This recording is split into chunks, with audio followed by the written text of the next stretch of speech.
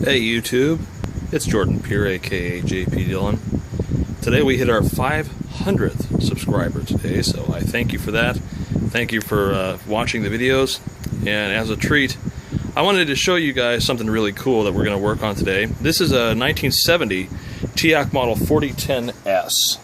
This is a very popular reel-to-reel of the day. It has pretty good wow and flutter characteristics, about 0.12. It's a very simple belt drive large capstan system, and this one is a time capsule. It's been sitting in the box for probably 30 plus years. However, it has all the common symptoms of a Teac: the frozen pinch roller arm assembly, sticky compliance arms, compliance switches do return, but overall it's in beautiful cosmetic condition. So today we're going to show you how to do a very brief maintenance, changing the belt, cleaning and lubricating the pinch rollers, pinch roller arm assembly, resurfacing pinch roller, cleaning heads, etc. Basically everything to get this thing back on track again. So you will need to remove the back, about 6 Phillips screws, and we're also going to need to remove the front so that we can gain access to the pinch roller arm assembly and the like. So what we're going to do is start by disassembling the reel tables,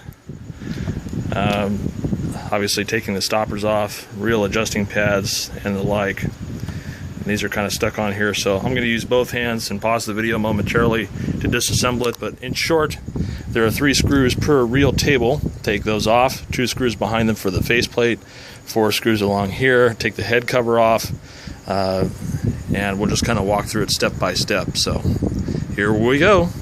So as I'm removing the screws for the reel tables, take a note of something here. Oops, excuse me. When you take the reel table off, there are little discs behind it. These are spacers. Note which side these go on and how many there are, because if you put the wrong amount of spacers in, you'll get reel drag, the tape will be misaligned and it won't work right.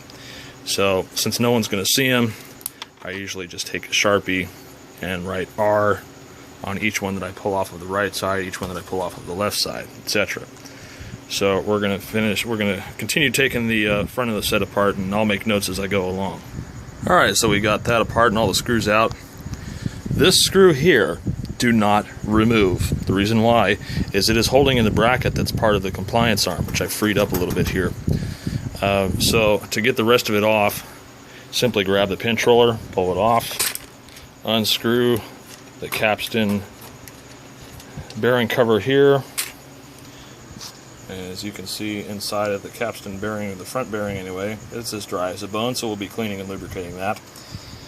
And you should be able to kind of grab a hold here and very carefully work this off. There we go. And there's the inside of a Teac 4010. And you have your main capstan motor here, which is turning freely. You have your left and right reel motors. First thing you want to do, let's get a dental tool here, is check and make sure that the brake pads haven't loosened. This is a common failure on the 4010.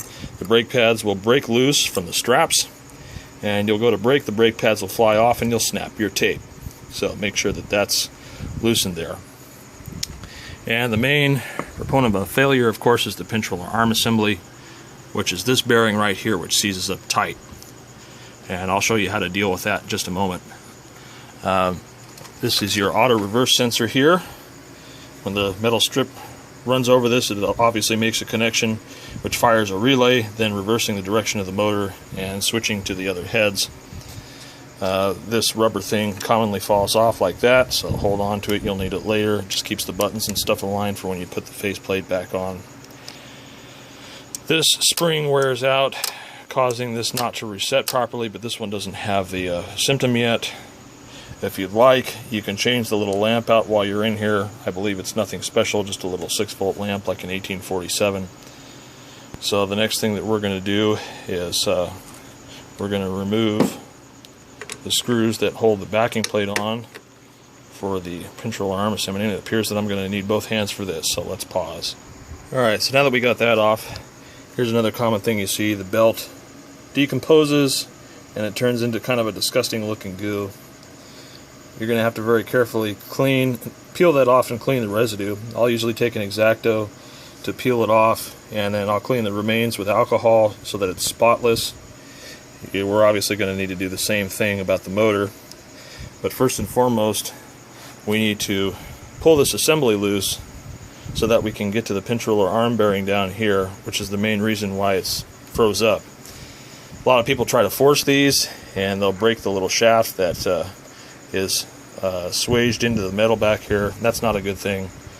So the next thing we need to do in order to get this loose is to take the back off so that we can get to the screws which hold the plate in. And as you can see, the obvious tie points are 1, 2, 3, and I believe there's a fourth one right here too. So all those screws on the opposite side will need to be removed. So let's get to it. So here's what it looks like when you take the back off a 4010. Down here you've got your amplifier chassis, and inside of there you've got your logic, such as it is, and simple power supply, main power supply capacitors, and then there are phasing caps. I believe, no, those aren't phasing caps. Those are bypass caps for, I think, part of the real motor operation. I don't remember. Those are your resistors that determine real motor torque, and those big cans down in there are your phasing capacitor. I don't see those go bad very often, but they do. This looks like a replacement motor. Usually the original ones are silver and they have a little bit more of a rounded appearance to it, but it is clearly labeled Teac inside of there. I don't know if you can see that. Let's shed some light on it. Yeah, it is a Teac motor. So obviously the next thing to do here is to remove all these perimeter screws. You won't be able to pull this away completely, but you'll be able to do it enough so that you can get to the screws inside. So if you'd like, you can unplug all the umbilical cords which hold everything in, trying not to destroy or bend them. And so now what we'll do is take the screws loose and take this panel down. So now that we've got the panel down, you can kind of see a little bit better what you're up against. There's one screw over there for the front. There's another one right there behind that switch. It's a little bit of a chore to get to, but you can still get to it. Let's see. The other one is behind this bundle of wires, so we'll have to cut this to get to it. And then the final one is that guy right back in there. So we have to take all those loose so that we can pull the assembly apart. Now, just a word of note, there's a lot of stuff about changing belts on a 4010 where you can just snake it in through here. Let me tell you why I don't think that's a good idea. Number one, first and foremost, you're going to have to pull the belt through, which will stretch the belt or manipulate it in a way that could cause stress. Secondly, there's grease and shit in there that's going to contaminate the belt. And believe me, the rubber will absorb the contaminants, oil, grease, whatever. And you may be able to clean the surface of the belt, but if it leaches into it, it's never going to be right. And it does induce wow and flutter. I could do a side-by-side comparison if I had two machines of identical nature. I've done it before. Anyway, so now we're going to take those screws loose, and we're going to get the front bearing assembly with the heads attached down, and then we can focus on doing the repair on the pinch roller arm assembly. Alright, so once you get those screws loose, you can pretty much just carefully grab this and pull it away. Now you don't want to pull it too far. In fact, if you want to be really careful about it, I think what we'll do is we'll take the head block loose, which is these two screws here, and move this up and out of the way so that we can better get this off and get to the pinch roller, because it's frozen solid. And I want to be able to apply heat and stuff to that to loosen the frozen grease enough to get it off without damaging the head. So let's take the head bracket off and pull the heads up. Alright, so now that you got the head bracket up, there's another point of resistance, which is the tape lifter assembly down here. And yeah, you can undo those screws right there, but I'm not going to recommend that. What I will do instead, if this thing will focus, is this E-clip right here comes off. and then you can undo the 2 levers and then remove the 2 screws, and the whole assembly will come off so you can easily take it out. So that's what we're going to do now. And in fact, with the E-clip out, excuse me here, I'm just going to grab this, we can actually just lift the heads out of the way. Well, I kind of need 2 hands for this, so let me just strap this thing to the lamp real quick, and then I can better show you.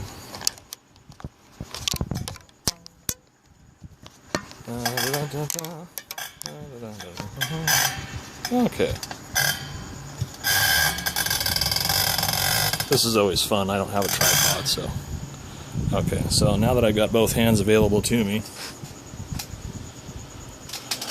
the next thing you want to do is take this loose, this pivoting bracket here for the pinch roller assembly,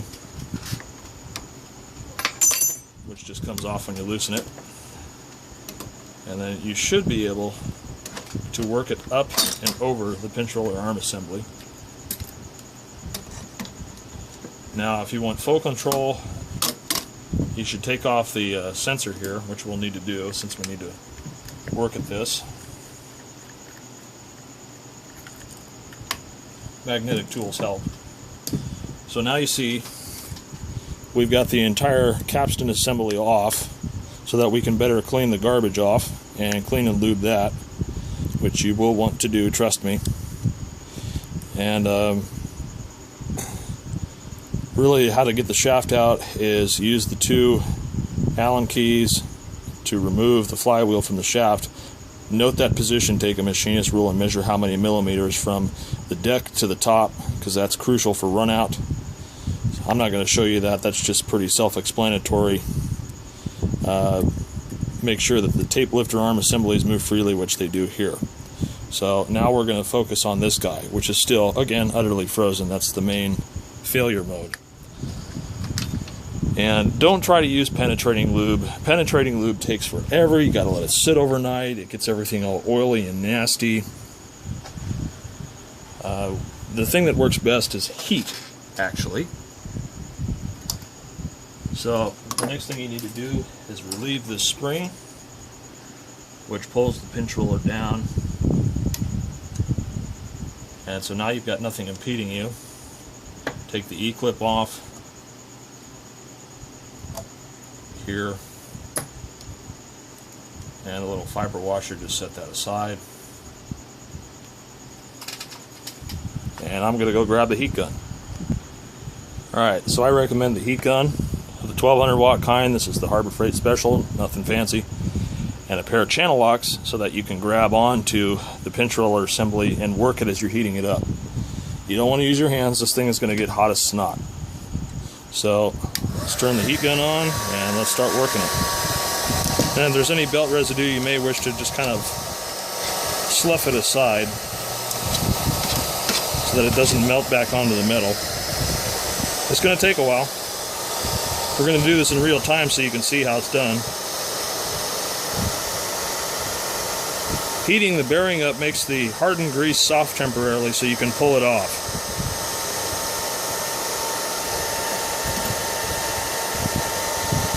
Not unfrozen yet. It's starting to move though.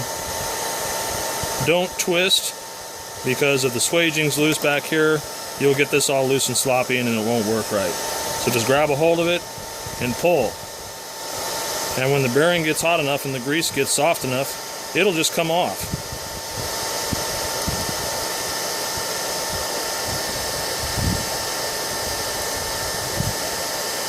There we go, starting to move.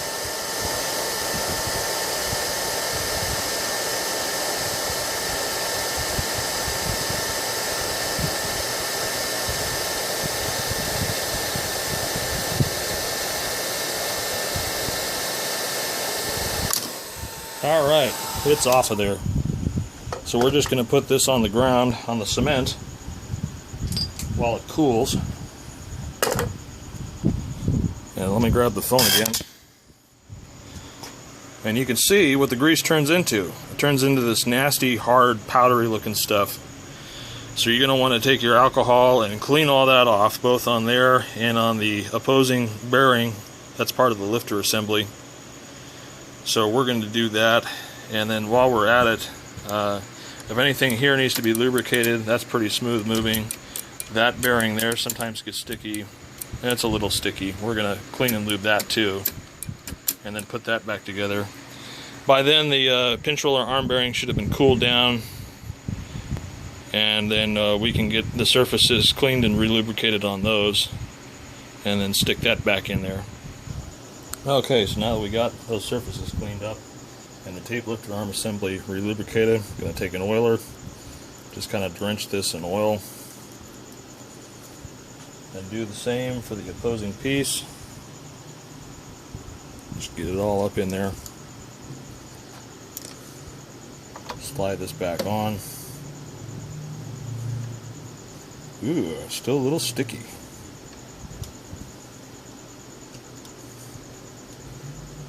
It could be that either there's still more junk in there, or the act of heating it caused some sort of strange thermal expansion. Oh, nope. There's still some garbage in there. I can see it. So we're not done cleaning this yet. Alright, let's try this again. Oil this up. Oil that up. And boom, there we go. That's why it's important for everything to be spotlessly clean, so that it works. Just install your parts in the opposite order. Spacer washer, a little E-clip thing.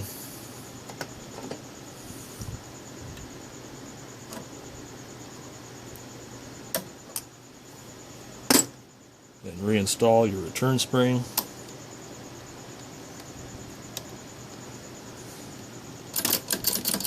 Beautiful.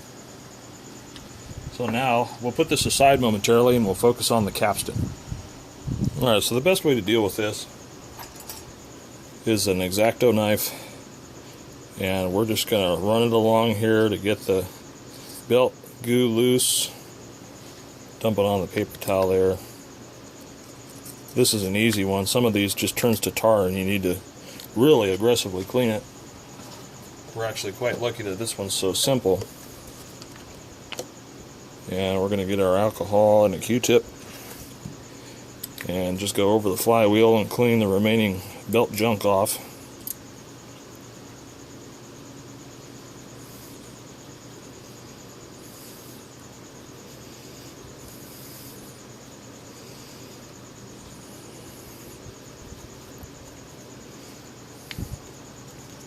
And then we're going to oil up the capstan bearing while we're down in here.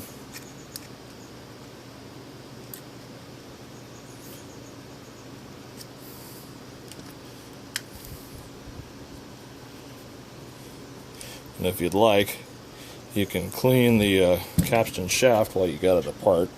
Don't scrape, don't use sandpaper. It magnetizes the capstan. Yes, it does. So, unless you've got a demagnetizer, and although I do, I'm not going to do it for this purpose. Just stick to cleaning the capstan with alcohol. Don't scrape. Well, you could use a lemon wood stick to scrape, but typically I don't. Scrape nothing. Just going to clean this up best we can. We can work on the rest of it later when we reassemble it.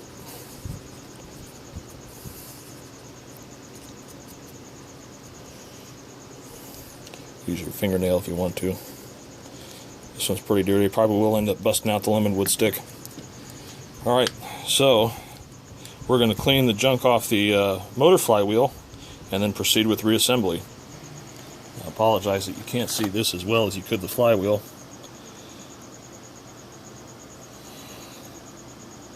We're just going to clean this off kind of like we did the flywheel. Again, this one's really simple. There's not a lot of tarry garbage on there, just a mostly dried out belt. So again, Q-tip alcohol, clean off that pulley so you don't feel any junk there or anything like that. Great. Now this thing's ready for a belt. Now as far as getting a belt on this thing, get them from Teac. They sell the correct belts. Just tell them, call the parts department, tell them you want a 4010s belt. It's very wide, it's very thick, it's good for high motion reverse and all that sort of thing. And what you want to do is take your capstan, get the belt around it now. Oops. Get the belt around the flywheel now, rather than trying to fight with it later. Pull the belt up as you reinstall the capstan. Lift the heads up, finagle the flywheel assembly in there. Temporarily it helps to hang the belt on the right reel table to hold things there. And we're just going to kind of get this in place here. That bracket that you took off earlier, slide that underneath this screw and get it over the front of the pinch roller arm lifter and tighten the screw. That will tremendously help you. Don't get it super tight, but get it tight enough. Oh dear. Well, that's no good. That looks like it wanted to strip out. Yeah, we've got a dead thread, so that could be fun. That's a rare problem. You can't really see it, but that thread got stripped out just as I went to turn it. Fun. Alright, so we got to find another screw. Alright, so we got another screw in there. Let's grab our belt that we have had hung up. And let's get it around the back motor pulley if you're in the US for 60 cycles. And slowly work it on the shaft. There we go. Okay, so that's on there. Good. So then what we'll do is we'll flip the thing back around like we were taking it apart and put the screws back in to secure this in place. We'll remount the heads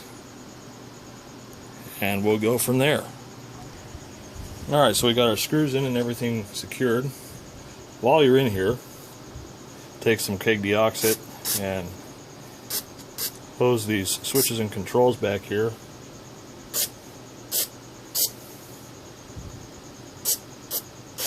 That way you can work them later. So we're going to button this back up and then attend to the front again. Alright, let's put the head block assembly back together. I'm going to get the tape arm lifter. The right one goes on the bottom, followed by the washer. And then the second arm. This is always fun to fight with. Get that up on there, just like that.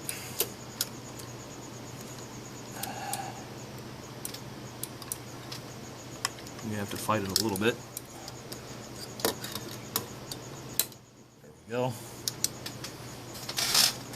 And then there's an E-clip, which seems to have fallen on the floor. So let me find that and then we'll install that in the heads.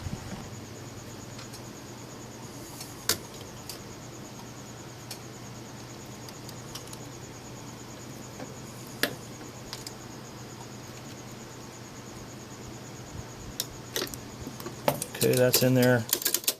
Nice and free moving. Reinstallation of the heads. The solid shaft goes on the right. The other one goes on the left. And I believe that the key, which is the little divot groove here, goes in the front. Actually, nope, it goes at the back so that it fits in this little keeper here. Put one screw in. Don't tighten it down, obviously, because you still have to finagle the other one in.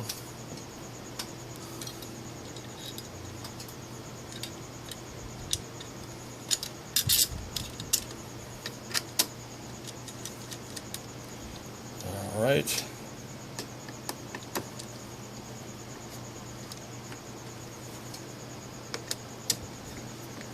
Okay, so there we go. The transport's all reassembled. We see now that the pinch roller moves correctly, this moves correctly, everything under here should be good. And we've got a nice fresh drive belt on there. So now let's tend to the electronics. The electronics package is below. Just remove the 4 screws and it will slide out.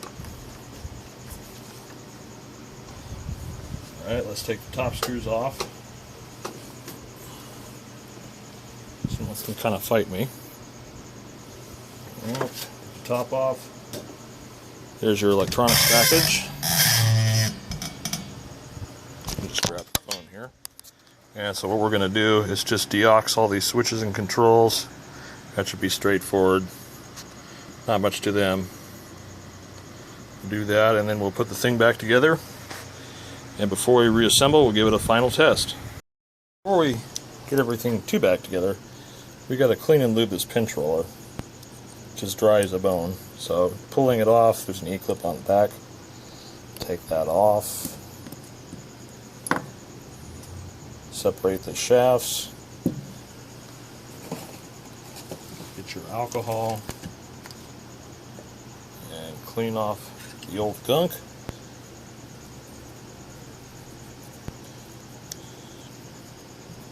Dry it off. And then reapply some oil. And put it back together.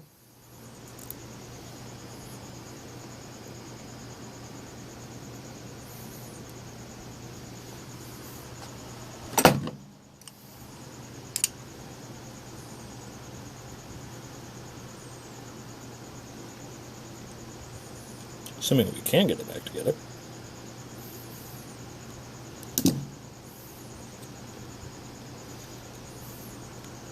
There we go.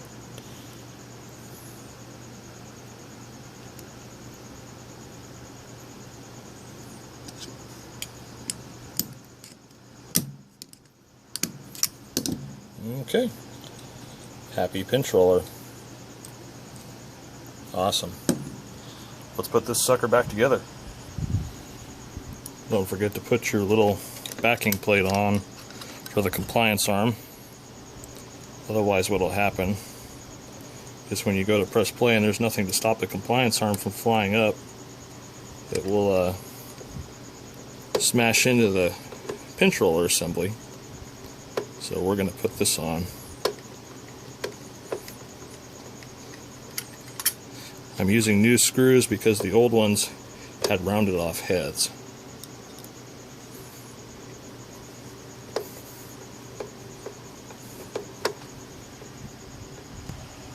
Okay, now let's put the cover back on.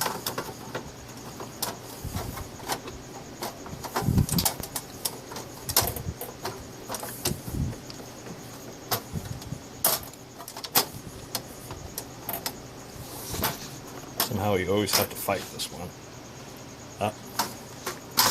Forgot the little rubber thing.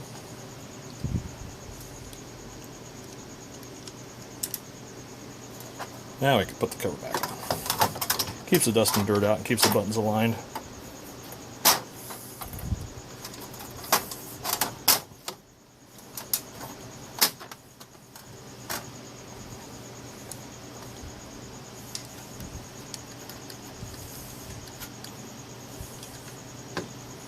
Put that on. Put that back in. Okay, now we'll start putting all the screws back in. Okay, now for the reel tables. Remember those spacers?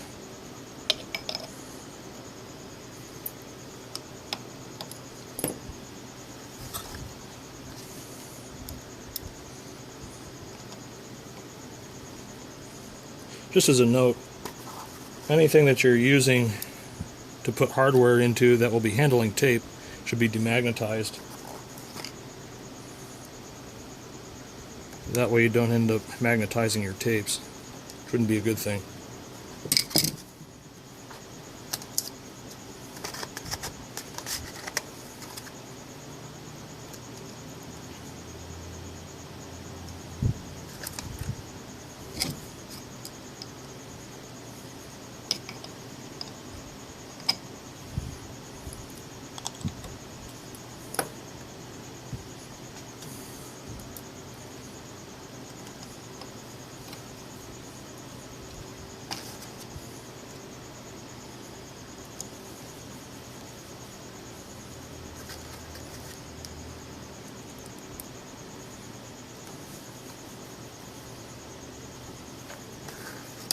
Okey-dokey.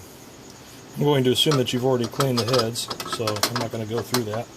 That's just as simple as a alcohol and a Q-tip. Whoops. Non-magnetic screw. Got to find that. There we go.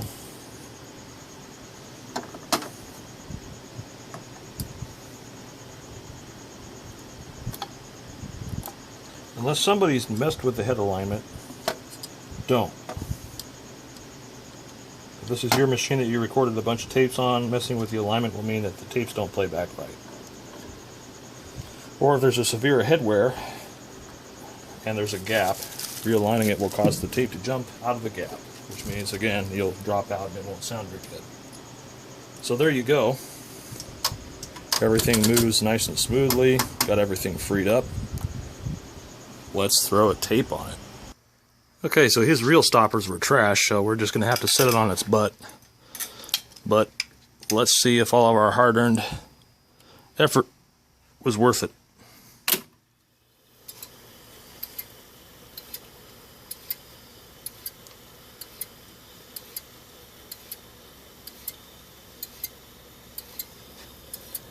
We're not going to be able to play very long due to copyright reasons, but I hear something.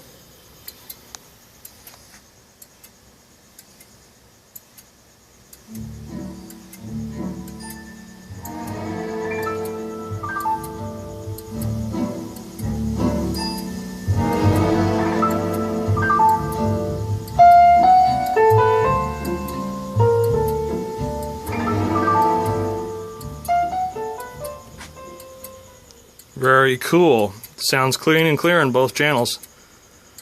So there you go. Let's see, auto reverse it real quick here.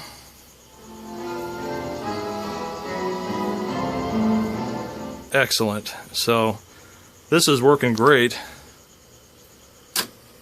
Do the rewind and see if it shuts off at the end. Probably will. Yep. So there you go. This is servicing a Teac A-4010s. I really hope you guys enjoyed the video and hope this will help you with if you got an old Teac reel-to-reel. My opinion is they're some of the greatest old machines out there. I don't like the X series.